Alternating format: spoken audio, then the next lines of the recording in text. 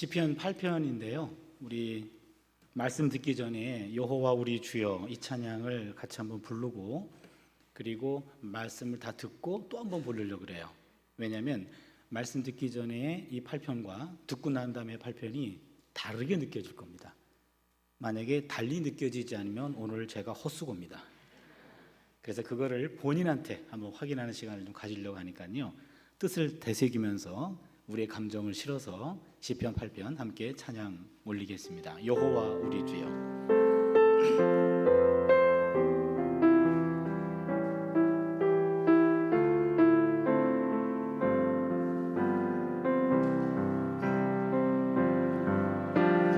여호와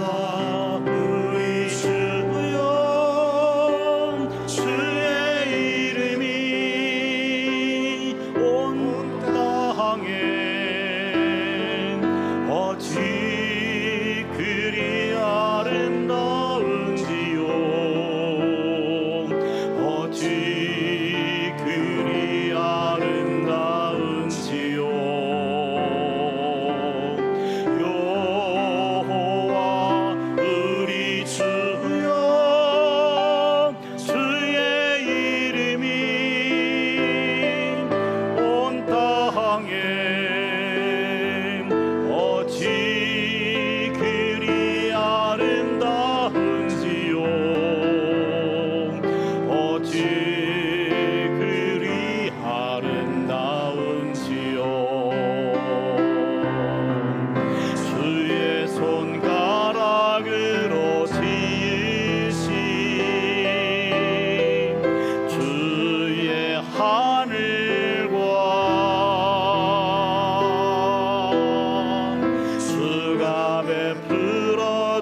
주여. 여호와 우리 주여.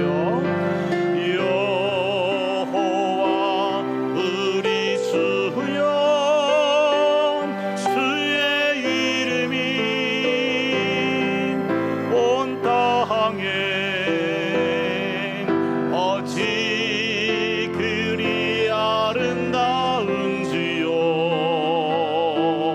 어찌 그리 아름다운지요.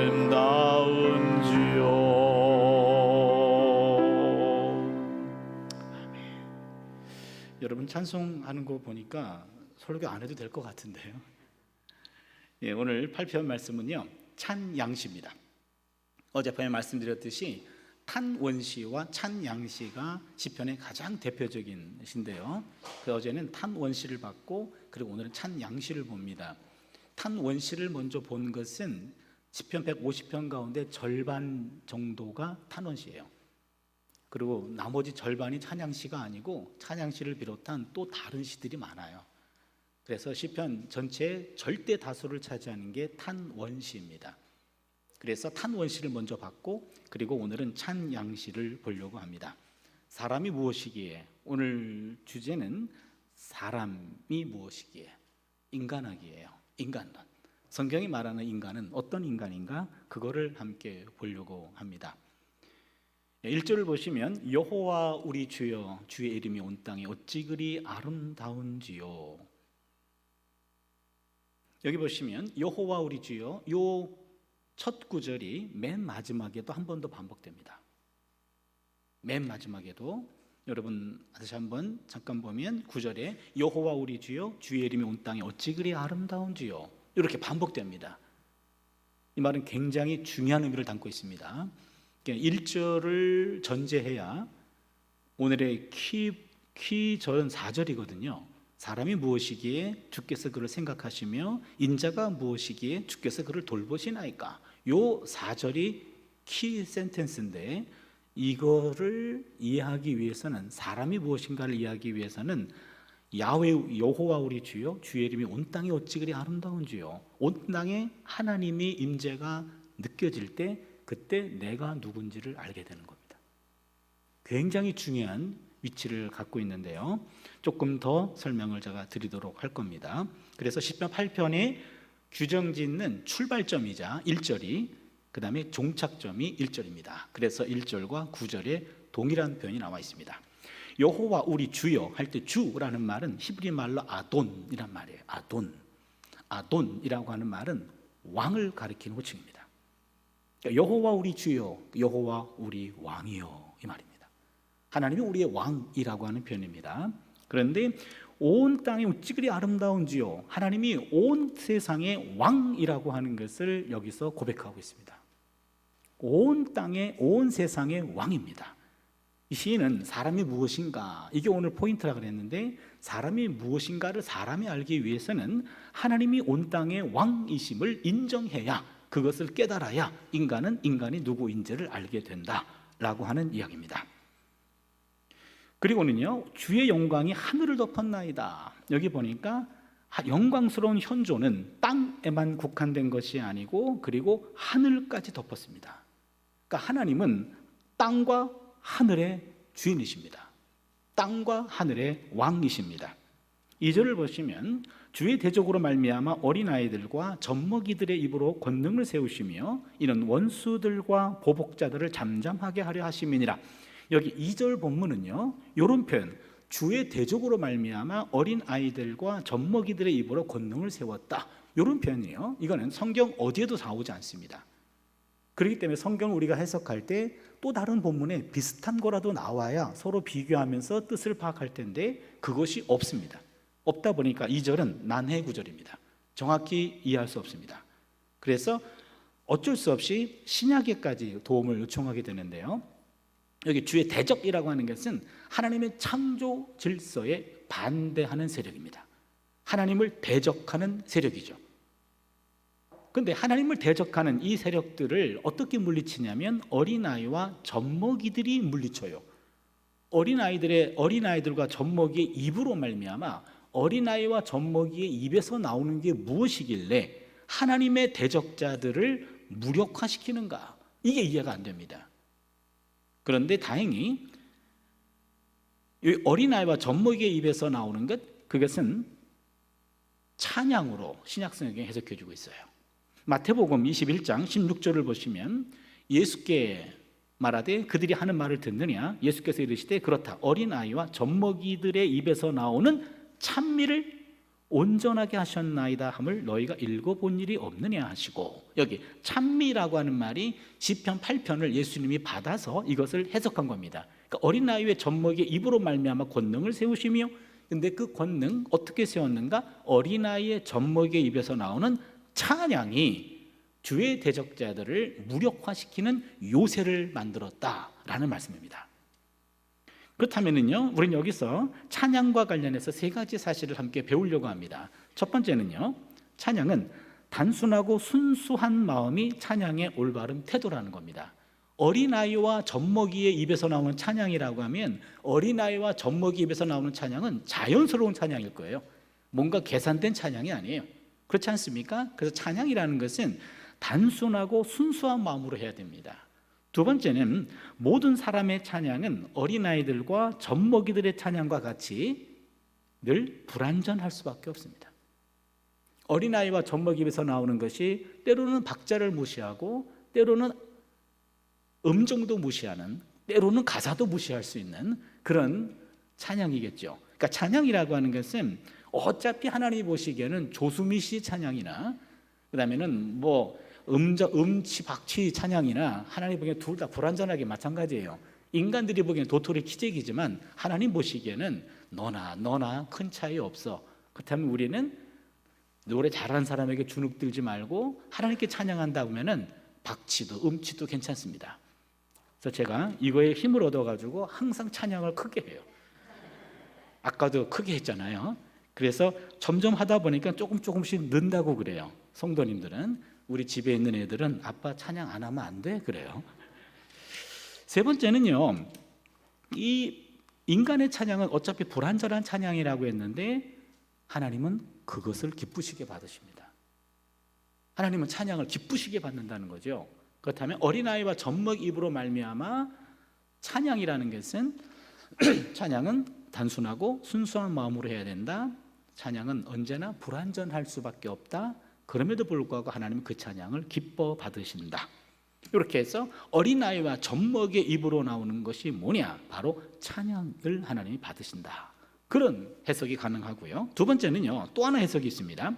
어린아이들과 젖먹이들 같은 가장 연약한 자를 통해서 강한 자를 부끄럽게 하십니다. 하나님은 연약한 자를 통해서 바로 강한 자를 부끄럽게 하신 하나님, 그런 성경에 많이 나오고 있습니다. 예를 들면 고린도전서 1장 27절 29절을 보시면, 그러나 하나님께서 세상의 미련한 것들을 택하사 지혜 있는 자들을 부끄럽게 하려 하시고 세상의 약한 것들을 택하사 강한 것들을 부끄럽게 하려 하시며, 하나님께서 세상 천한 것들과 멸시받는 것들과 없는 것들을 택하사 있는 것들을 폐하려 하시나니 이는 아무 육체도 하나님 앞에서 자랑하지 못하게 하려 하심이니라. 이 본문을 읽으면요, 기억나는 게 것들을 이거밖에 기억 안 나요? 세상 미련한 것들을 택하사 지혜 있는 자들을 부끄럽게, 세상의 약한 것들을 택하사 강한 것들을 부끄럽게, 이렇게 약자를 통해서 강자를 부끄럽게 하시는, 약자를 쓰시는 하나님, 그렇게 이해할 수 있습니다. 그렇다면 하나님 위해서, 하늘 위에서까지 자신의 영광을 두신 하나님은 어린아이와 젖먹이와 같이 가장 연약한 세상들을 통해서도 하나님은 역사하신다는 얘기입니다. 이 1, 2절을 간단히 정리해 볼게요. 시편은, 시인 기자는 온 땅과 하늘의 창조주이고 동시에 주인이신 하나님을 마주대하고 있습니다. 온 땅과 하늘을 뒤덮고 있는 하나님의 현존 앞에서 자신은 어린아이와 젖먹이에 지나지 않음을 고백합니다. 그는 어린아이와 젖먹이들 같이 자신의 불완전한 찬양을 통해서 하나님의 대적자들을 물리쳐 주시고, 어린아이와 젖먹이들 같이 가장 연약한 자신을 통하여 강한 자를 부끄럽게 해주시는, 특히 약한 자들에 대하여 깊은 애정을 쏟으시는 하나님의 은혜에 감격하며 노래하고 있는 것이 1절과 2절이죠. 3절을 보시면요, 주의 손가락으로 만드신 주의 하늘과 주께서 베풀어 두신 달과 별들을 내가 보니. 여러분, 이 노래는 밤에 부르는 노래일까요? 낮에 부르는 노래일까요? 왜요? 달과 별들을 본다. 여러분 상당히 똑똑하십니다. 이 노래는 밤에 부르는 찬양이에요. 그래서 주께 주의 손가락으로 만드신 주의 하늘을 봤더니 주께서 베풀어 두신 달과 별들을 봤다. 낮엔 별일이 없죠, 그렇죠? 밤에 부르는 노래입니다. 그런데 성경을 보시면요, 하늘의 달과 별들이라는 자연 만물의 자연성을 노래하는 것이 아니라, 잘 들으세요, 시인들은 그 자연 자체를 노래하지 않고 자연을 지으신 하나님을 노래해요. 자연의 소속성과 피조성을 노래합니다. 그러게 우리 성도님들이 야외 예배 가서 좋은 광경을 보면 야 멋있다, 거기서 끝나면은 조금 맞아야 돼요. 멋있어, 근데 저게 누가 만든 거지? 하나님까지 연결돼야 그게 건강한 신앙입니다. 성경은요, 자연 자체를 노래하는 게 하나도 없습니다. 자연을 소재로, 자연이 어디에 속해 있는가, 자연의 주인은 누구인가, 이건 누가 만들었는가, 그 하나님을 노래하고 있어요. 여기서도 자연을 보고 깜짝 지금 놀라고 있습니다. 무한한 별들의 세계를 본 거예요. 은하계가 펼쳐 있는, 대전은 잘 모르겠네요. 서울도 뭐 밤에 은하계 안 보이거든요. 그런데 제가 이스라엘은 우리가 코로나 전만 해도 거의 매년 학생들과 함께 성지순례를 갔어요. 그래서 언제는 베두인 천막에 가가지고 천막에서 1박을 해요. 일부러. 그러면 그냥 하늘이 보이는데 정말로 은하계가 쏟아질 것 같아요. 엄청나게 별들이 많습니다. 그 많은 별들을 하나님이 손가락으로 만드셨대요. 그럼 엄청난 우주를 만드신 그 손가락의 주인은 얼마나 위대하실까? 그렇잖아요. 그거를 느끼는 겁니다. 이게 어떤 상황이냐면은, 가끔요, 제가 지금 어디 집회 갔다가 밤에 돌아올 때가 있어서 김포공항에 내릴 때가 있어요. 그럼 김포공항에서 이렇게 내릴 때 보면은요, 밤에 뭐 번쩍번쩍하고 막 개미들이 지나가는 것 같아요. 그러면은 보면은 이게 차예요, 자동차. 위에서 보기에는 개미들이 지나가는 것 같은데 그 자동차 안에 개미같이 생겼는데 그 안에 인간이 한두 개 들어가 있잖아요, 그죠? 그렇죠? 그 다음에 성냥갑이 막 서 있어요. 성냥갑이. 그럼 저거 뭔가 그랬더니 아파트예요. 근데 위에서 봤더니 성냥갑밖에 안 돼요. 어떤 성냥갑은 불이 들어온 데도 있고, 근데 불 꺼진 데도 있고 그런 데인데, 곰곰이 생각해 보니까 우리네 인생이 그 성냥갑 하나에 그 한 칸에 한 층에서 한 칸, 요 아파트 하나 차지하려고 평생을 뼈 빠지게 일하잖아요. 그렇잖아요. 그러고 보니까 참 하나님이 보시기에 인간은 정말 아무것도 아니겠구나. 요 지구도 다른 별나라에서 지구 보면은 보일까요? 안 가봐서 모르시나요? 보여요, 안 보여요? 안 보여요. 뭐가 보입니까? 태양계만 보이잖아요. 태양이 보이고 수, 금, 지, 화, 목, 토, 천, 해, 명. 명은 또 명을 다 했죠. 그렇죠? 그러니까 다른 별나라에서 보면은 태양밖에 안 보여요. 태양 옆에 있는 행성들은 안 보입니다. 그렇다면은 수많은 별들이 있는데 그 별들을 태양계 빛나는 별들이고, 그 별 옆에 있는 또 많은 행성들은 하나도 안 보이는 거예요. 그러면은 이 별조차도 셀 수가 없는데 엄청난 우주예요. 이 엄청난 우주를 만드신 하나님이 엄청난 그 별 세계를 보면서 눈 뜨고 찾지 않으면 보이지도 않을 태양, 그 태양 옆에 수, 금, 지, 그것도 세 번째밖에 안 돼요. 지구, 그 안에서 대한민국 지구 본 거 찾으려면 힘들어요. 잘 보이지도 않아요. 그걸 찾았어요. 거기 또 남한이에요. 거기서 또 대전이에요. 그 아래 어디? 야, 이게 보일까? 현미경으로 신경 써서 보이지 않으면 보이지도 않아요. 그러니 인간이란 존재가 신에게 의해서는 정말로 아무것도 아니구나. 그걸 지금 깨닫는 겁니다. 하나님의 눈으로 나를 봤더니 이건 뭐 아무것도 아니네. 그러면서 4절에 고백이 나오는 겁니다. 사람이 무엇이기에 주께서 그를 생각하시며 인자가 무엇이기에 주께서 그를 돌보시나이까. 이게 포인트입니다. 사람, 히브리 말로 사람을 가리키는 단어가 몇 개 단어가 있는데, 첫 번째 이 단어는 에노시예요. 에노시라고 하는 이 단어는 풀같이 소멸되는 인간을 가리킬 때 에노시라고 표현합니다. 시편 103편 15절을 보시면 인생은 그날이 풀과 같으며 그 영화가 들의 꽃과 같도다. 여기 인생이라는 말이 에노시입니다. 에노시. 그렇게 에노시라는 용어를 사용할 때는 풀 같은 존재예요. 풀같이 아주 허약한 존재. 이게 인간의 모습입니다. 에노시가 무엇이기에 주께서 그를 생각하시며 인자라는 말은 히브리 말로 하면은 벤 아담이에요. 벤 아담. 아담이란 말은 사람이고 벤이란 말은 아들이란 뜻이에요. 그래서 여러분 벤허라는 영화 있죠? 그게 허씨 아들이란 뜻이에요. 맞아요. 벤허, 허씨 아들. 벤자민 하면은 자민의 아들이에요. 벤이란 말이 들어가면 히브리어입니다. 아들이에요. 벤 아담이 인자예요. 그러면 아담이라고 하는 것은 왜 아담이 되었나요? 창세기 2장 7절에 보시면 땅의 흙으로 사람을 지으시고 그 코에 생기를 불어넣으신 생명이 된지라. 만들었더니 사이즈가 아담해. 그래서 아담인가요? 땅의 흙이라고 얘기할 때 정확히 표현하면 땅의 먼지거든요. 그 땅이란 말이 히브리 말로 아다마예요. 아다마. 인간은 아다마, 땅에서 왔기 때문에 아담이 된 겁니다. 그러니까 아담아, 아담. 땅, 사람. 땅은 사람에서 왔어. 그래서 아다마가 아담이 된 거예요. 그러니까 인간은 땅에서 왔습니다. 정확히 표현하면 땅에서 온 것뿐만 아니라 창세기 2장 7절에 땅의 흙으로 되어 있는데, 흙이란 말이 정확히 표현하면 아파르라는 티끌이에요. 티끌. 인간은 땅 먼지에서 왔습니다. 그러게 다시 얘기하면 인자라는 말은 인간의 허무성을 말합니다. 어차피 흙으로 티끌로 돌아갈 존재, 허무한 인간.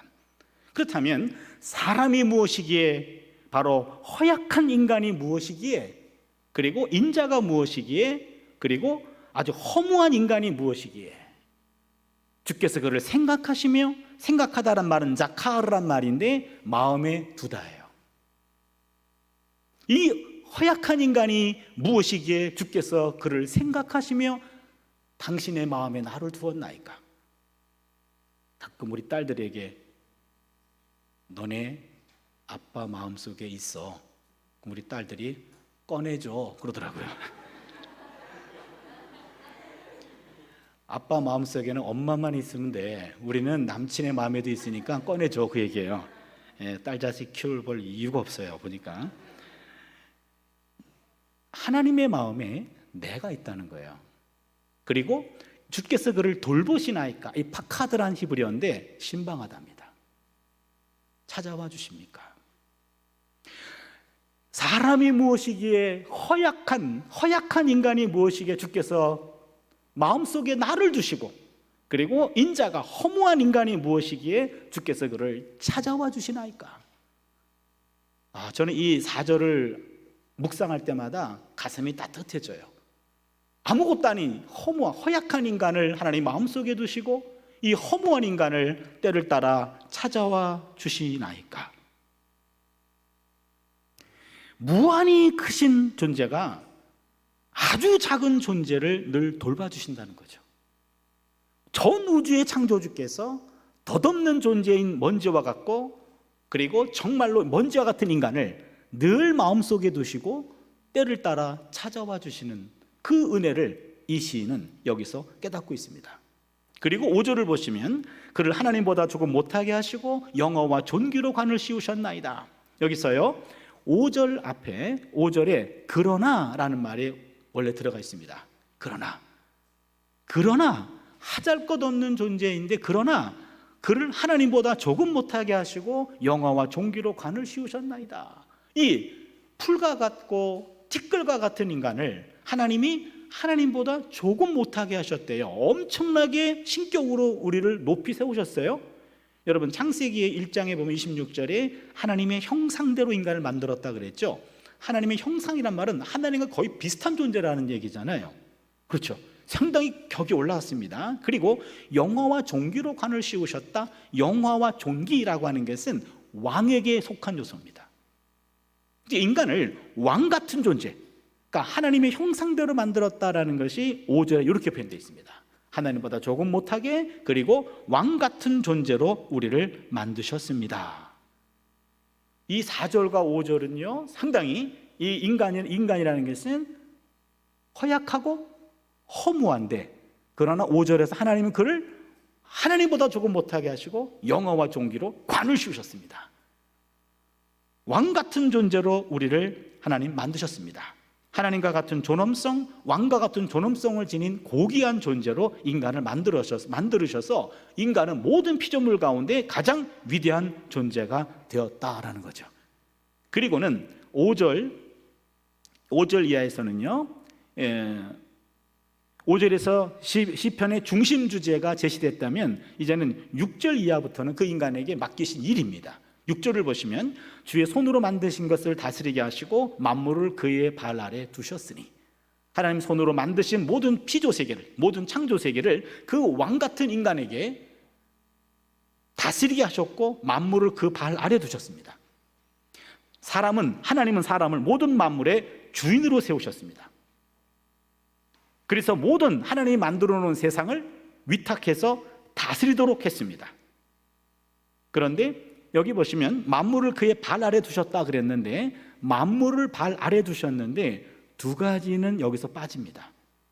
인간에게 통치하도록 위임하셨는데, 첫 번째는 하나님에 대한 통치가 없고, 두 번째는 동료 인간에 대한 통치가 없습니다. 인간은 하나님은 물론이고 동료 인간에 대해서는 통치권이 없습니다. 통치권이 없고 인간을 제외한 모든 만물을 다스리도록 한 겁니다. 그러기에 하나님은 사람의 발 아래 모든 만물을 두셨지만 사람을, 어떤 특정한 사람을 발 아래 두지는 않았습니다. 사람과 사람 사이에는 어떤 차별도 있을 수 없고, 인간 위에는 오직 하나님만 계시고 인간 아래에는 모든 만물이 존재할 뿐입니다. 다른 인간은 옆에 있습니다. 동역자고 동급입니다. 그래서 모든 인간에게 주어진 만물에 대한 통치권은 하나님으로부터 위탁받은 권세입니다. 인간의 통치권과 하나님의 통치권은 여기서 구별됩니다. 인간의 통치는 하나님의 통치 아래에 있습니다. 그래서 인간은 하나님을 조정하거나 지배할 수도 없을 뿐 아니라 동료 인간에 대해서 마찬가지로 지배권이 없습니다. 뭘 맡겼습니까? 7절과 8절을 보시면 곧 모든 소와 양과 들짐승이며 공중의 새와 바다의 물고기와 바닷길에 다니는 것이니이다. 여기 보시면요, 모든 소와 양은 집짐승이고, 그 다음에는 들짐승이 있고, 공중의 새, 하늘에 있는 것과 바다의 물고기와 바닷길에 다니는 것, 바로 물 아래에 있는 것. 그럼 무엇입니까? 뭘 맡겼습니까? 가축들, 그 다음에는 집짐승, 들짐승, 그 다음에 하늘에 있는 날짐승, 물속에 있는 물짐승, 물짐승이라고 그러나요? 이런 모든 것들, 삼라만상, 하늘과 땅과 바닷속에 있는 이 삼라만상의 모든 통치권을 하나님이 인간에게 맡기셨습니다. 그런데 소유권을 넘긴 것이 아니라 위탁하셔서 봉사자로 세우셨습니다. 이건 다 원래 내가 만든 건데 너한테 일정 기간 인간에게 위탁하신 거죠. 그리고는 9절에 보면 요 본문은요, 그래서 하나님 모든 피조물을 인간에게 맡겼다고 해서 이것은 자연에 대한 수탈이나 자연을 마음껏 파헤치라고 하는 그런 권리를 위임한 게 아닙니다. 시편 8편에 의해서 바로 자연에 대한 수탈이 정당화되거나 조장될 수 없습니다. 자연의 주인은 하나님이십니다. 인간은 그 자연의, 하나님의 자연을 단순히 위탁받아서 관리하고 보호하는 그런 차원이죠. 마지막 9절에서는 모든 피조물들에 대한 통치권을 노래하는 말로 끝맺음하지 않고 노래의 출발점이었던 1절로 돌아갑니다. 여호와 우리 주여, 주의 이름이 온 땅에 어찌 그리 아름다운지요. 단순한 반복이 아니라 그랬죠. 하나님 중심적 태도를 보여줍니다. 시의 중심은 인간은 하잘것 없지만 존귀한 존재다, 만물의 통치권을 위탁받았다, 요거를 보여주는데, 이것은 전제가 있죠. 하나님이 하늘과 땅의 주인이심을, 하늘과 땅의 왕이심을 인정할 때 바로 요 인간의 기능이 제대로 정상적으로 기능할 수 있다라는 것으로 끝납니다. 여기까지가 지금 시편 8편의 지금 내용입니다. 제가 지금 마음이 무척 바빠요. 30분 안에 본문을 풀이하고 20분 동안에 적용하려고 마음을 먹었거든요. 그래서 지금 28분을 썼습니다. 세 가지 메시지입니다. 첫 번째 메시지입니다. 사람은 하나님의 섭리로 태어났고 평생 하나님의 관심과 돌봄의 대상입니다. 첫 번째 메시지예요. 사람은 하나님의 섭리로 태어났습니다. 그리고 일평생 하나님의 관심과 돌봄의 대상이에요. 시편 8편의 시인은 온 땅과 하늘을 뒤덮고 있는 하나님의 현존을 체험합니다. 1절에서요, 그 하나님의 현존 앞에 서 있는 자신은 마치 어린아이와 젖먹이들 같이 연약한 존재임을 깨닫게 됩니다. 시인은 하나님의 손가락으로 지으신 작품인 하늘과 달과 별들을 보면서 우주의 광활함 앞에서 놀라움을 금치 못합니다. 이 우주의 광대함을 보면서 지으신 하나님의 위대성 앞에서 전율하고 있습니다. 시인은 위대하신 하나님 앞에 서 있는 사람으로서 자신이 허약한 존재이고 에노시고 허무한 존재예요. 벤 아담이에요. 이걸 깨닫습니다. 그런데 인간이 허약하고 허무한 존재임에도 불구하고 하나님의 지속적인 돌봄을 받는 존재입니다. 이처럼 시인은 하나님과의 관계성을 통해서 자신의 본래적인 모습을 발견합니다. 인간이란 무엇인가? 인류 역사상 가장 오래된 질문입니다. 동시에 늘 이 질문은 계속됩니다. 모든 학문의 시작은 인간론 아닐까요? 저는 우리 학교에서 구약의 인간론을 강의합니다. 구약의 인간론. 구약의 인간론은 엄청나게 분량이 많아요. 제 평생 과제이기도 합니다. 과연 사람은 내가 무엇인지를, 내가 누군지를 알아야 어떻게 살지 답이 나오지 않습니까? 내가 나를 이해하는 것, 내가 인간을 이해하는 것대로 인간으로서 삶을 사는 거예요. 그렇다면 모든 학문은 인간학이에요. 제 아내는 교육 철학을 전공했는데 제 아내는 교육 철학적 인간학이라는 과목을 강의하더라고요. 그래서 인간은 인간을 어떻게 강의하고 있나?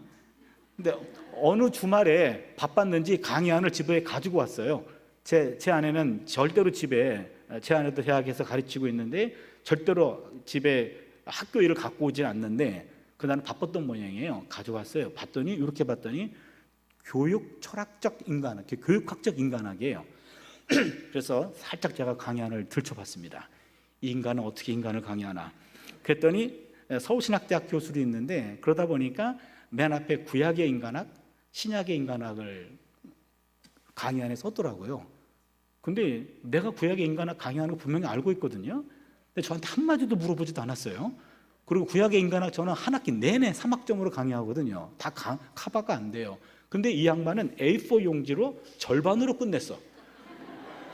구약의 인간아? 시작의 인간아? 일단은 불량에 화가 났어요. 나한테 물어보지도 않고 아니 A4 절반 가지고 구약의 인간학을 정리했어? 이놈의 인간이 어떻게 인간을 이해하고 있나?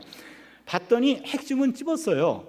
그리고 뭐 뒤에 넘겼더니 무슨 소크라테스부터 플라톤 뭐 철학자들이 쭉 나오고, 저는 철학자만 나오면은 머리가 아파요.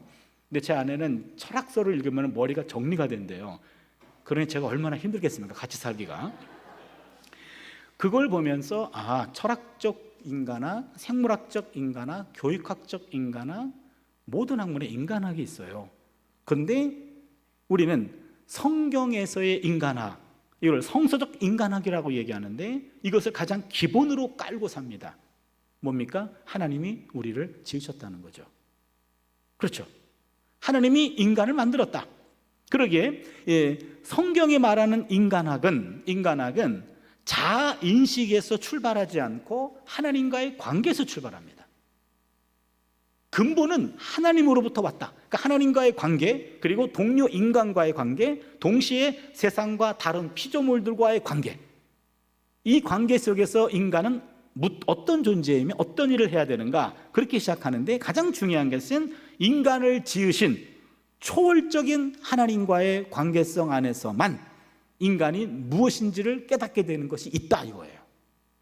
우리를 지으신 그분과의 만남, 그분의 거울을 통해서 주어지는 우리 모습이 진정한 모습이다. 어떤 모습입니까? 인간은 하나님의 창조물입니다. 세상에 우연히 던져진 존재가 아닙니다. 창조주 하나님에 의해서 의도적으로 만들어진 존재라는 거예요. 여기부터 우리는 깊이 한번 나를 돌아보게 됩니다. 나는 우연히 그냥 부모님과의 만남을 통해서 우연히 던져진 존재가 아니고 신에 의해서 계획된 존재다라고 하는 거죠.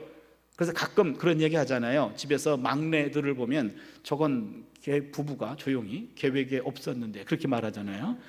근데 부모 계획 밖에서 태어난 아이는 있을지 몰라도 하나님의 의도와 계획에서 벗어난 아이는 없습니다. 부모의 실수로 태어난 생명은 있어도 하나님의 계획 밖에서 태어난 생명은 없습니다. 모든 인간은 하나님의 의도와 계획과 섭리에 의해서 태어났어요. 그래서 그 막내를 보면서 저거 없으면 어떻게 살았을까? 그런 거 있잖아요. 제가 주는 엄청난 부담도 있지만 그렇잖아요. 때로는 부담이 너무 크기도 하더라고요.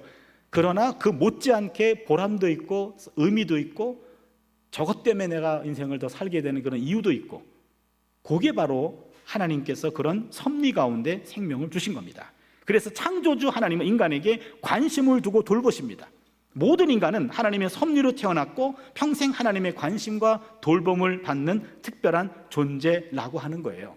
시편 119편 13절 14절을 보면은요, 주께서 내 내장을 지으시며 나의 못에서 나를 만드셨나이다. 내가 주께 감사하오면 나를 지으심이 심히 기묘하심이라. 주께서 하시는 일이 기이함을 내 영혼이 잘 아나니.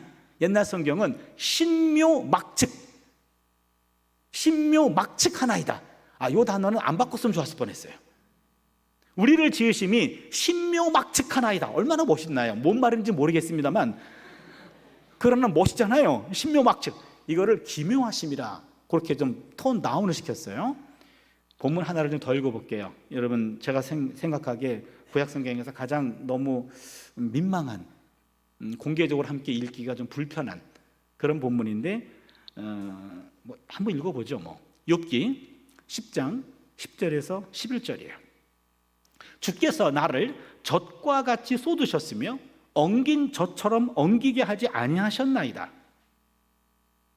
피부와 살을 내게 입히시며 뼈와 힘줄로 나를 엮으시고. 이게 무슨 얘기인지 아십니까? 주께서 나를 젖과 같이 쏟으셨으며 엉긴 젖처럼 엉기게 하지 아니하셨나이다. 아니하셨나이까? 이게 정자와 난자의 만남을 표현한 거예요. 그래서 정액 속의 정자와 난자를 만나게 하셔서 나를 만든 거 아닙니까?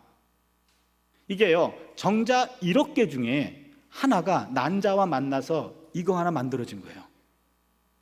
그렇잖아요. 1억분의 1의 확률을 뚫고 나온 거예요. 그 1억 개 중에 뭐와 어느 걸 만나게 해줄까? 그것을 하나님이 하셨다는 거예요. 그 중에 하나를 택해가지고 얘를 만나게 했고 여기서 태어난 게 얘란 말이에요. 그럼 이 확률이 1억분의 1이에요. 여러분 로또 1등 당첨 확률이 815만 분의 1이랍니다. 로또 1등 여러분 꿈에도 안 꿔요. 근데 내가 만들어진 확률이 더 희박해요. 더 희박한데 만들어진 겁니다. 그렇다면 하나님의 특별한 관심과 돌봄 속에서 만들어진 존재라는 거예요. 이 존재 자체가 대단한 존재라는 겁니다. 특히 하나님이 마음속에 있고 힘들고 어려울 때마다 나를 찾아와 주시는 하나님의 신방 넘버원, 이 대상이 나라고 하는 게 오늘 시편 8편의 기자가 말하는 인간이입니다. 두 번째는요, 모든 사람은 하나님 앞에서 똑같이 존귀한 존재입니다. 똑같습니다. 시편 8편의 저자는 인간이 하나님보다 조금 부족하지만 거의 신적인 존재에 가깝고, 그리고 하나님에 의해서 영화와 존귀라는 관으로 시험받은 왕적 존재라고 말합니다. 하나님보다 조금 떨어져 있고 그 다음에는 왕 같은 존재가 바로 인간이라는 거예요. 하나님은 허약하고 에노시, 허무한 베나담, 인간을 신적 존재와 왕적 존재로 격상시켜줬습니다. 인간은 신적인 존귀함과 왕 같은 존귀함을 지닌 고귀한 존재예요. 모든 사람은 하나님보다는 조금 못하고 모든 피조물 가운데 최고의 위치에 있는 존귀한 존재입니다. 또한 사람 위에 있는 사람 없고요, 사람 아래에 있는 사람 없습니다. 다시 말해 사람 위에 사람 없고 사람 아래 사람 없어요. 사람 위에 오직 한 분이신 하나님만 계시고 사람 아래에는 사람 이외의 모든 만물이 있을 뿐입니다. 모든 사람은 하나님 앞에서 높고 낮음이 없는 동등한 존재입니다. 사람은 그가 처한 형편이 어떠하든지 상관없습니다. 그가 바로 사람이라는 이유 하나만으로도 하나님 앞에서는 똑같이 귀중한 존재입니다. 이 점에 있어서는요, 똑똑한 사람과 어리석은 사람, 부자와 가난한 사람, 많이 배운 자와 많이 못 배운 사람, 힘 있는 자나 힘 없는 자, 남자와 여자, 어른과 아이, 도시 사람과 시골 사람, 잘생긴 사람과 못생긴 사람, 몸 성한 사람과 몸 상한 사람, 피부가 흰 사람과 검은 사람, 훌륭한 사람과 죄 짓고 갇힌 사람, 목회자와 평신도, 잘 믿는 사람이나 잘못 믿는 사람, 심지어 기독교인이든 다른 종교를 믿는 사람이든 모든 사람에게 그 어떤 차이도 있을 수 없다는 거예요. 우리는 사람이 제대로 사람 대접받고 살기가 어려운 각박한 그런 시대를 살고 있습니다. 우리 사회는 힘없고 못 배우고 가난한 사람들은 쉽게 무시돼요. 힘있고 많이 배우고 부유한 사람들 앞에서는 몸을 굽신거리고 그 앞에 한 번 더 다가가려고 해요. 지나칠 정도의 예의를 갖추려고 노력합니다. 우리가 사랑하는 한국교회만큼은 돈이나 권력이나 명예라는 우상 앞에 무릎을 꿇지 말아야 됩니다. 교회는 돈이나 권력이나 명예로 무장한 세상의 옷에 현혹되지 말고 그 옷을 벗어버리고 모든 사람들을 조금도 차별하지 않고 그냥 그 자체를 귀하게 여기는 그런 존귀함을 인정해주는 이런 것이 교회가 되어야 되지 않을까요? 가끔 저는 교회는 대중 목욕탕이다 그런 말들을 가끔 해요. 여러분, 대중 목욕탕에 가면 다 벗어야 돼요. 내 팬티가 명품인데, 내 속옷이 좋은 건데, 이런 뭐 하나라도 거기서 걸치고 있으면은요, 거기서 일하시는 분이에요. 그렇잖아요. 목욕탕에 가면, 대중 목욕탕에 가면요, 세상에 아무리 좋은 옷을 입고 있어도, 아무리 내가 명예와 권세가 있어도 난 다 벗고 들어가는 거예요. 그러면은 거기서는 그냥 벗은 인간으로, 똑같은 인간이에요. 그래, 인간으로 봐줄 수 있는 것, 교회가 그런 곳 돼야 되지 않을까요? 이런 말씀을 하는 저도 여기서 자유롭지는 않아요. 그렇잖아요. 교회에 무슨 유명한 사람이 오거나 높은 사람이 오면은 괜히 막 그 사람한테 눈이 가고, 그리고 자랑하고 싶고 막 그렇잖아요. 우리 교회에 누가 왔었어? 이러잖아요. 그런데 세상적으로 어렵고 힘든 사람이 오면은 마음적으로 조금 부담을 느낀단 말이에요. 이런 설교를 하는 나도 문제가 많아요. 그렇죠? 그래서 설교해야 돼요. 설교라는 것은 설교자 이외의 사람에게 선포하는 것이 아니라 설교자를 포함해서 나에게도 선포하는 거예요. 이걸 선포할 때마다 너는 그렇게 사니? 못 살지만 살려고 노력합니다. 그리고 다시 한번 깨닫습니다. 맞아요. 바로 교회는 그런 것이어야 됩니다. 생명값은 똑같아요. 여러분 출애굽기 30장 15절을 보면 너희의 생명을 대속하기 위하여 야훼께 드릴 때 부자라고 반세겔에서 더 내지 말고 가난한 자라고 덜 내지 말라. 속전을 치룰 때, 생명 속전을 치룰 때 부자라고 비싸게 많이 내고 가난한 자라면 적게 내지 말어. 모든 생명값은 같아, 이 얘기입니다. 특히 어려운 삶을 살아가는 사람들에게 교회만큼은 사람 대접을 제대로 받을 수 있는 곳이라는 좋은 평판을 들었으면 좋겠어요. 하나님은 모든 사람들을 똑같이 사랑하지 않습니까? 특히 근데 하나님은 약자들에게 더 다가가고 약자들의 아버지가 되어주시고 고아의 아버지라고까지 말할 정도로 하나님은 약한 사람들을 더 많이 품으시고 그리고 마음에 두세요. 여러분 가정에서도 그렇잖아요. 가장 어려운 자녀들에게 먼저 마음이 가잖아요. 그렇죠? 그렇잖아요. 그죠? 예, 우리 부모님들에게 뭔가 효도비를 드리고 하면은요, 그거 모았다가 더 어려운 형제에게 살짝 넘기잖아요. 그러면은 엄마 아빠는 우리 돈 받아가지고 왜 그 얄미운 개를 갖다 줘? 이러잖아요. 그러나 부모님에게도 아픈 손이 있는 거잖아요. 그렇죠? 그게 당연한 거예요, 사실은. 내가 주는 것보다 부모님을 통해 가지고 전달한 걸 생각하면 되잖아요. 부모님의 마음은 항상 가정 내에 약한 사람에게 가게 돼 있어요. 여러분 우리 몸에서 가장 중요한 것은 어딜까요? 머리일까요? 뇌일까요? 심장일까요? 우리 몸에 제일 중요한 것은 지금 아픈 곳이에요. 그렇잖아요. 여기 손가락에 가시 하나만 들어가도 야, 너 잘려도 우리 몸에 지장 없어. 그렇게 말하지 않잖아요. 뇌는 중요해. 여기 심장 뭐 주면 안 돼. 심정지가 와. 그렇지만 나머지 것들은 괜찮아. 좀 참어. 그러면 그 사람이 정상입니까?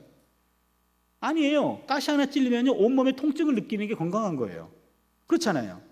그렇죠? 그래서 내 몸 안에 지금 가장 아픈 곳이 지금 가장 중요한 곳이에요. 그렇다면 우리 공동체 안에서도 연약하고 힘들고 어려운 사람 가장 주목받아야 돼요. 그렇잖아요. 가정에서도 마찬가지입니다. 가정에서도 갓 태어난 아이가 가장 주목받아야 돼요. 누군가의 주목과 관심이 없이는 성장할 수 없기 때문에 연약한 지체들에게 눈을 돌리는 것이 건강한 것입니다. 그렇다면 교회 안에서는 모든 사람들이 동등하다, 평등하다. 그가 어떤 직업을 갖든 어떤 일을 하든 상관없이 동등하게 대해주는 훈련이 필요하고 특별히 연약한 지체들에게 관심을 모아서 손을 주고 함께 연대하고 함께 울어주는 그런 공동체가 되어줄 수 있기를 바랍니다. 마지막 세 번째는요, 사람은 자연을 잘 관리하고 돌보아야 할 책임이 있어요. 사실 자연을 돌본다라는 말도 맞진 않아요. 사람은 자연을 잘 관리해야 되고요, 자연을 돌본다? 그냥 돌보지 말고 내비둬. 그렇잖아요. 지금 자연이 하는 말이에요. 니네가 뭘 잘났다고 돌봐. 그냥 내비둬. 너네들이 내비두면 자연은 자연스럽게 자라게 돼 있어. 너네들이 관심 갖는 바람에 자연이 지금 너무나 힘들잖아. 오늘 본문에서 얘기하잖아요. 모든 만물의 주인으로 인간을 위탁하셨는데, 그런데 그 만물은 하나님이 잠시 맡긴 거란 말이죠. 오너십을 넘긴 게 아니에요. 그냥 맡긴 거예요. 잠시 맡겼다가 하나님 다시 찾으실 거예요. 창세기 1장 31절에 하나님이 모든 만물을 만들고 보시기에 심히 좋았더라 그랬어요. 좋았던 자연을 인간에게 맡겼더니 이렇게 망가뜨렸잖아요. 이 지구라고 하는 게 이 오늘날의 이 지구촌, 이제는 너무너무 문제가 커져가지고 아주 심각해졌어요. 우리가 지금 코로나 때문에 많은 어려운 일을 겪고 있지 않습니까? 코로나19는 우리가 다 알잖아요. 인간의 욕망을 충족시키기 위해서 자연을 파괴시킨 결과 동물들이 사는 야생과 인간들이 사는 마을의 경계선이 무너졌어요. 그러다 보니까는 동물 세계에만 머물러 있었던 바이러스가 도저히 여기 살 수가 없어가지고 이사 온 거예요. 그게 코로나19잖아요. 인수 공통 질병이잖아요. 그거 우리가 가지고 온 거예요. 그렇죠? 거기서는 오지 말어 라고 이렇게 경계선을 쳤는데 우리가 계속 압박해가지고 들어가가지고 거기 있는 거 가지고 온 거예요. 성경에 보면은요, 인간과 야생동물의 경계선이 유지가 되어 있습니다. 시편 104편 19절 23절을 보시면요, 야훼께서 달로 절기를 정하시며 해는 그 지는 때를 알도다. 주께서 흑암을 지어 밤이 되게 하시니 삼림의 모든 짐승이 기어 나오나이다. 젊은 사자들은 그들의 먹이를 쫓아 부르짖으며 그들의 먹이를 하나님께 구하다가 해가 돋으면 물러가서 그들의 굴 속에 눕고 사람은 나와서 일하며 저녁까지 수고하는도다. 무슨 얘기입니까? 낮과 밤을 나누었어요. 그래서 밤 시간에는 인간들은 기어가 자고, 그다음에 야생동물들이 나와서 일하게 돼 있고, 그래서 시간을 구별했고 장소까지도 구분해 놓은 겁니다. 창조 질서에 따르면 인간과 야생동물은 활동 시간과 공간이 구별되어 있어요. 그래서 해가 떨어진 밤 시간은 짐승들의 시간이에요. 성경적으로 보면 밤에 나다니는 사람은 짐승이에요. 그렇잖아요. 밤에는 길에 나다니는 짐승 만나지 말고 집에서 인간 가족과 함께 있어야 돼요. 이 창조 질서가 무너졌단 말이죠. 무너져서 지금 최재천 교수가 얼마 전에 인터뷰한 걸 들었는데, 요즘 세대를 지금 호모 마스쿠스라고 표현하더라고요. 지금 저 빼고 다 마스크 썼잖아요. 마스크 쓰는 인간들, 이건데 지금 호모 심비오스로 가야 된다. 호모 심비오스, 공생하는 인간 시대로 넘어가야 된다. 그래서 그분이 그런 얘기를 하더라고요. 과거에는 이런 바이러스 전염병이 20, 30년 주기로 일어났대요. 20년, 30년 주기로. 근데 이것이 2, 3년 주기로 바뀌었답니다. 2, 3년 주기로. 그러니까 코로나19가 또 올지 모르네요. 또 다른 2, 3년으로. 그러니까 평생 마스크 써야 될지도 몰라요. 자연의 임계점에 올라갔다는 겁니다. 지금 전 세계가 78억에서 80억 정도래요. 만년 전에, 농경 직전에 호모사피엔스는 5천만 명이었답니다. 지구에 5천만 명. 만년 전에 모든 포유동물이 1%밖에 되지 않았대요. 그런데 2022년 현재 포유동물이 96%에서 99%랍니다. 포유동물의 세입자들인 바이러스들이 불안해가지고 옮길 수밖에 없는 대상이 이제 그들이 1% 안에 있는 거예요. 근데 99%가 지금 가축과 인간들이 지금 자연을 지배하고 있어요. 그쪽으로 옮긴 것뿐이에요. 지금까지는 99%가 우리 나와바리였는데, 이놈의 인간들이 들어와가지고 우리 1%로 지금 축소시켜 놓고 99%를 차지한 거예요. 그러니 살 수가 없어요, 세입자들이. 그래서 조금 뛰쳐나온 거예요. 한 마리 뛰쳐나왔다고 지구가 난리가 난 거예요. 생태 백신이라는 용어를 사용하더라고요. 자연을 보호해야 된다. 밀림이나 뒷동산이나 산이나 강을 절대로 넘보지 말아라. 그곳에 그들만의 바이러스가 있어. 그것들이 넘어오지 않도록 그들을 파헤치지만 않으면 돼. 제가 생각하기에는 돌보지도 마, 내비둬 그냥. 그렇잖아요. 자연은 그냥 자연이 내버두면 자연이 살아요. 그렇죠? 인간은 자연이 죽으면 자연이 죽어요. 자연이 살아야 인간은 살아요. 그럼 자연을 살리는 방법은 내비둬. 절대로 하나님이 만들어 놓은 창조 세계를 뭐 강줄기를 바꾼다거나 밀림을 파괴한다거나 이런 거 하면 안 됩니다. 그래서 호모사피엔스는 이분의 표현에 따르면 세상을 떠나고 싶어 하는 환장한 종, 멸종되고 싶어서 환장한 종, 이렇게 표현하더라고요. 요즘은 더 큰 문제가 있죠. 기후변화잖아요. 지금 지구가 이상해졌어요. 살인적인 폭염, 엄청난 폭우와 대홍수, 이때 또 지금 우리 태풍을 지금 기다리고 있죠. 통제 불능의 태풍이 몰아칩니다. 치솟는 산불이 있고요. 극심한 가뭄이 있어요. 이상기후 현상이 지금 발발한다고 하는 것은 현대 문명의 시스템 전반에 문제가 있다는 거예요. 이와 같은 삶의 패턴을 그대로 유지했다가는 지구는 끝난다, 이런 얘기입니다. 지금 같은 소비 형태를 유지한다면 지구가 4.2개가 필요하대요. 지구 1개 가지고 안 된다는 겁니다. 기후재앙의 마지노선이 지구온도 1.5도 상승이 마지노선이 됩니다. 1.5도가 되면 지구가 1.5도가 되면은 이 지구는 망하는 거예요. 그래서 IPCC 기후변화에 관한 정부 간 협의체 2030년까지 2019년 대비 이산화탄소 배출량을 43% 감축해야 되고 2050년까지는 이산화탄소 배출량을 제로가 되도록 해야 됩니다. 2050년까지 요 제로로 만들지 못하면 지구가 제로 된답니다. 이거 사실 심각한 거예요. 지구 온도가 너무 빨리 올라가고 있어요. 미국 기후 싱크탱크지요, 버클리 얼스라고 하는 연구소에서 2022년 1월 달에 지구 평균 온도가 산업혁명 전과 대비해서 1.3도씩 올랐대요. 1.3도씩. 유엔은 2018년 지구 온도가 1도씩 상승했다고 보고했는데 3년 만에 0.3도가 올랐답니다. 과학자들은 1.5도 상승을 마지노선으로 봅니다. 1.5도가 되면 남극이 본격적으로 녹아내린답니다. 해수면이 상승됩니다. 이쯤 되면 돌이킬 수 없는 기후 붕괴가 발생해요. 이 속도라면 1.5도씨는 이제 2년밖에 안 남았대요. 저는 이 사람들의 예언이 안 맞았으면 좋겠는데, 그러나 이대로 갔다가는 이것이 적중될 확률이 높아요.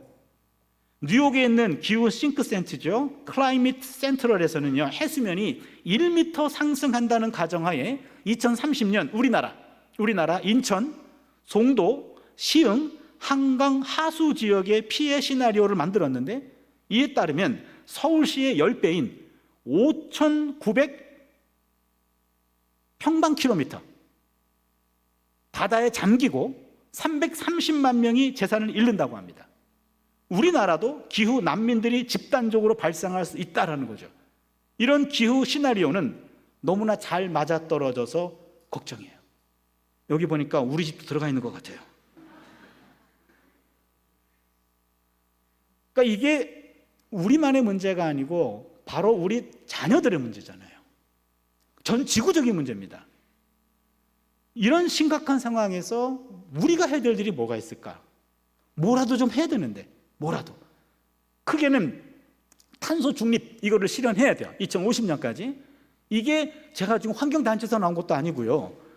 지금 창조신학으로 봤을 때 하나님이 완벽하게 만들어 놓은 이 지구를, 이 호모 사피엔스들이 이걸 지금 멸종으로 만들어가고 있는데, 이거에 대해서 교회가, 어떤 단체보다도 교회가 심각하게 느끼고 이것들을 위해서 뭔가를 해야 되지 않겠나. 어떤 분은 숲을 조성해서 산소를 공급하는 일들을 앞장서서 해야 된다. 또한 탄소 배출 주범인 화석 연료를 대체할 수 있는 친환경 재생 에너지를 사용해야 된다. 시장에서는 친환경 제품들을 의도적으로 구매해 줘야 되고, 일회용 용품 사용을 줄이고 대중교통 사용을 권장한다. 어떤 생태학자들은 그런 말도 하더라고요. 국가 세금 받은 거 가지고 대중교통은 공짜로 풀자. 대중교통은. 그렇게 되면은 자동차를 갖고 있는 사람들 중에 정말로 급한 사람만 자동차를 몰고, 모든 대중교통은 국가 세금으로 공짜로 하자. 그래야 탄소, 이런 가스나 이런 것들을 줄일 수가 있지 않냐. 그 강연을 듣고, 아, 과학자들은 정말로 새로운 세계를 꿈꾸고 있구나. 그런 혁명적인 전환이 일어나지 않고서는 이 지구는 지금 위험하다는 얘기죠. 그렇다면 우리는 불편함과 부족함을 자연스럽게 받아들이는 생태적 태도가 필요합니다. 불편함과 부족함, 이런 에너지 소비를 최소화하려고 하는 생활 방식들을 추구하려고 하는 그런 깨어있는 사람들이 많아져야 돼요. 나 혼자 한다고? 아니에요. 나 혼자, 그 혼자의 힘이 옆에 사람 2사람이 되고 3사람이 되고, 그것이 하나의 분위기를 형성하고, 이 얘기를, 이런 것들을 교회들이 앞장서서 하나님의 창조 세계를 원래 세계로 보존하는 이런 일, 이거 인간이 감당해야 될 일이고 우리 서로가 다 살리는 일입니다. 오늘 말씀을 정리할게요. 사람은, 나는 하나님의 섭리로 태어난 존재입니다. 그래서 평생 하나님이 마음속에 두시고 나를 늘 찾아와 주시는 영순위 신방 대상이에요. 모든 사람들은 하나님 앞에서 똑같이 존귀한 존재입니다. 저는 학생들을 가르치고 있는데, 학생들에 대해서도 공부 잘하는 학생, 못하는 학생, 이거 차별하지 않으려고 많이 노력하려고 해요. 그런데 차별이 되잖아요. 그렇잖아요. 잘 찾아오는 애는 이뻐요. 안 찾아오는 애는 안 이뻐요. 욕하는 애는 미워요. 그렇죠. 그러나 모든 이들을 똑같이 품어줄 수 있는 그런 자세, 사람은 자연을 잘 관리하고 돌보아야 된다. 내 생각에는 돌볼 생각하지 말고 그냥 내비둬라. 더 이상 침범하지 말라. 자연의 세계를, 자연을 회복시키는 일에 앞장서는 것이 바로 이게 창조 신앙을 회복하는 길인 줄로 믿습니다. 8편을 통해서 인간이란 어떤 존재인가, 이 말씀을 마음에 새기고 이것들을 살아낼 수 있는 그런 우리의 남은 삶이 될 수 있기를 바랍니다. 이 말씀을 기억하시면서요, 우리 함께 찬양 다시 한번 올리겠습니다. 여호와 우리 주여, 주의 이름이 온 땅에 어찌 그리 아름다운지요. 앞으로 좀 찬양 나와주세요. 같이 불러야 더 은혜스러울 것 같습니다.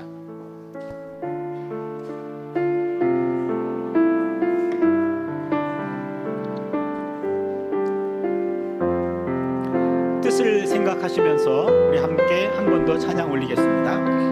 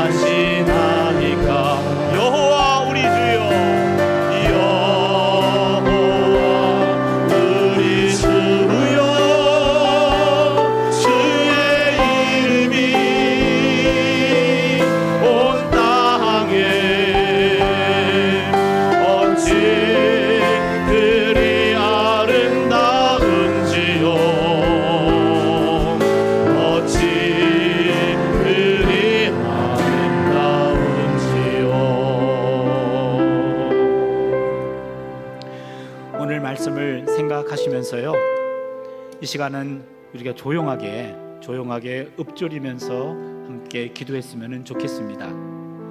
오늘 말씀과도 같이 사람은 다 하나님의 특별한 의도에 의해서 태어난 존재입니다. 나 또한 그렇습니다. 지금도 하나님의 관심과 돌봄을 받고 있습니다. 이런 엄청난 은혜를 받고 있는 존재임을 우리가 다시 한번 깨닫고 이것을 마음에 기도를 통해 새기는 시간 되었으면 좋겠고요. 모든 사람은 하나님 앞에서 똑같은 존재입니다. 나도 남들과 똑같은 존재고 동일하게 또 다른 사람들을 동일한 시선으로 동등하게 대우해야 할 그런 책무가 우리에게 있습니다. 특별히 자연과의 화해가 이루어지지 않고서는 이 지구 생명은 위태롭습니다. 하나님, 이 기후변화 문제에 우리 하나님이 세상을 창조했다고 믿는 창조신앙을 갖고 있는 우리가 하나님의 작품이 훼손되고 있는 이 시대를 향하여 이건 아닙니다. 그리고 생태적 삶으로 우리가 변화될 수 있도록 우리를 먼저 변화시켜 주시고 불편하지만 부족하지만 창조 질서에 맞는 삶을 살아가게 하여 주시옵소서. 함께 결단하는 시간이 되었으면 좋겠습니다. 한 2분 정도 함께 기도하겠습니다. 하나님 아버지 감사합니다. 하나님 특별히 시편 8편의 찬양시를 통해서 사람이 무엇이기에 이렇게 우리를 생각하시고 우리를 마음에 두십니까? 이 말씀 가지고 함께 나누었습니다. 사람이 무엇이기에 주께서 저를 생각하시며 인자가 무엇이기에 주께서 저를 권고하시나이까? 저를 하나님보다 조금 못하게 하시고 영어와 종기로 간을 씌우셔 주셨습니다. 모든 만물을 우리 발 아래 맡기셨습니다. 하나님 아버지, 그러나 맡기신 그 생태계가 하나님 지금 불안합니다. 고통받고 있습니다. 그들의 고통이 그들의 고통만으로 끝나지 않고 결국에 이것이 인간 세계까지 스며들게 되었고, 우리는 지금 코로나 시대를 고통 중에 지나고 있으며 동시에 이번 기회를 통해서 우리의 삶이 혁명적으로 변화되지 않으면 2050년까지 탄소 제로 시대를 만들어내지 못하면 지구는 희망이 없습니다. 하나님 아버지, 먼 시대가 아닙니다. 우리 자녀들의 시대입니다. 우리 자녀들의 지구를, 우리 자녀들의 생명을 우리가 목을 누르고 있습니다.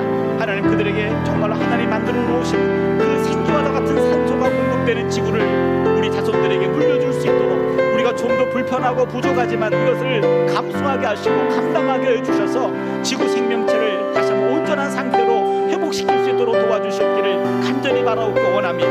하나님의 나라가 이 땅에서 참으로 온전하게 하나님 모시기 심히 좋았더라. 그 세상을 보존할 수 있도록 우리 한 사람 한 사람을 붙잡아 주시옵기를 간절히 바라옵고 원합니다. 창조 신앙으로 우리가 새로워지기를 원합니다. 우리 이번 특별히 이 말씀을 듣고 함께 결단합니다. 생태적 삶을 살아가기 위해서 우리가 보다 고민하고 기도하며 이런 삶을 감수하며 살아갈 수 있는 우리가 되게 하여 주시옵소서. 하나님의 창조 세계 작품을 망가뜨리는 이 세상 풍조와 이 세상의 이념과 이데올로기와 하나님 성장을 추구하고 있는 이 세대를 향하여 이것은 아닙니다라고 외치면서 새로운 삶을, 다른 삶을 살아나가는 그런 대한 공동체를 만들어가는 우리 교회가 되게 하시고 우리의 삶이 되게 하여 주시옵소서.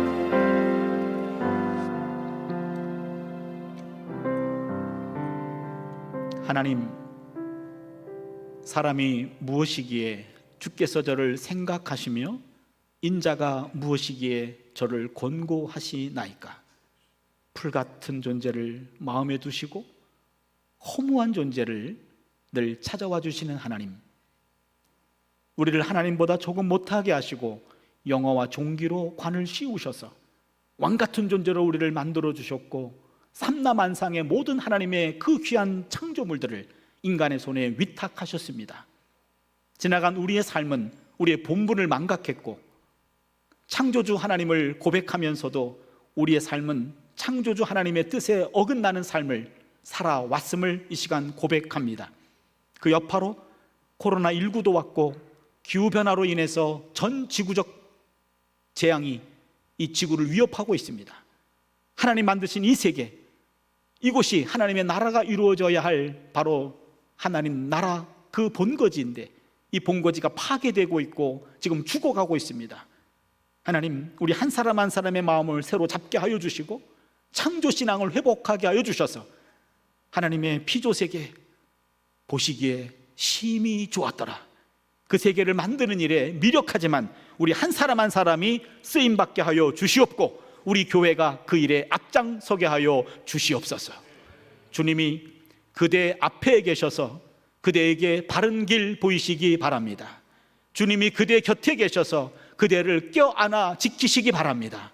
주님이 그대 뒤에 계셔서 못된 사람들의 나쁜 계획에서 그대를 보존하시기 바랍니다. 주님이 그대 아래에 계셔서 그대가 떨어지면 받아주시고 그대를 덫에서 끄집어내시기 바랍니다. 주님이 그대 안에 계셔서 그대가 슬퍼할 때에 그대를 위로하시기 바랍니다. 주님이 그대 둘레에 계셔서 남들이 그대를 덮칠 때 막아주시기 바랍니다.